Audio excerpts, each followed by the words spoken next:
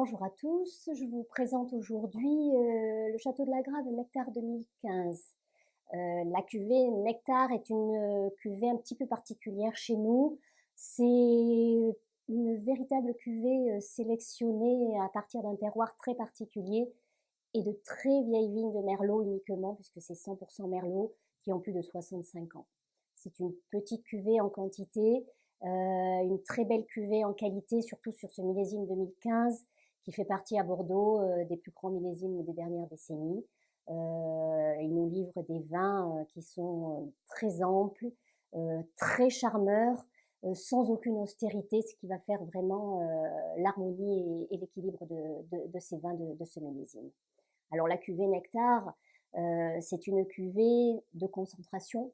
On a de tout petits rendements sur ces vieilles vignes. On le voit déjà à la couleur, d'une très belle brillance et à la fois d'un rouge foncé très profond, donc qui nous montre déjà sa concentration.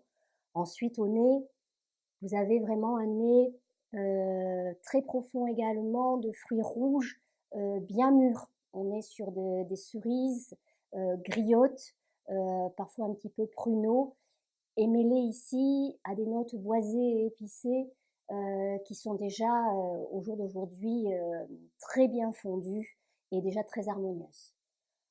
En bouche, vous avez un vin qui va révéler un très bel équilibre entre la puissance recherchée un petit peu dans cette cuvée et toujours beaucoup de fraîcheur qui va lui conférer une certaine légèreté à cette puissance.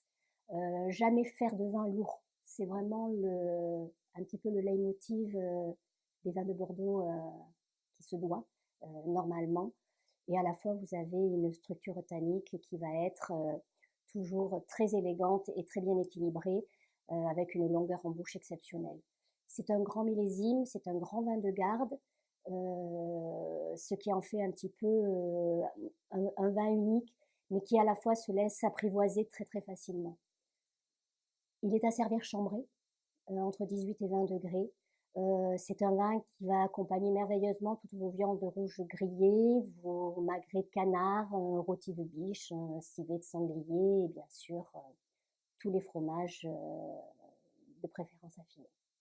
Voilà, bonne dégustation et beaucoup de plaisir.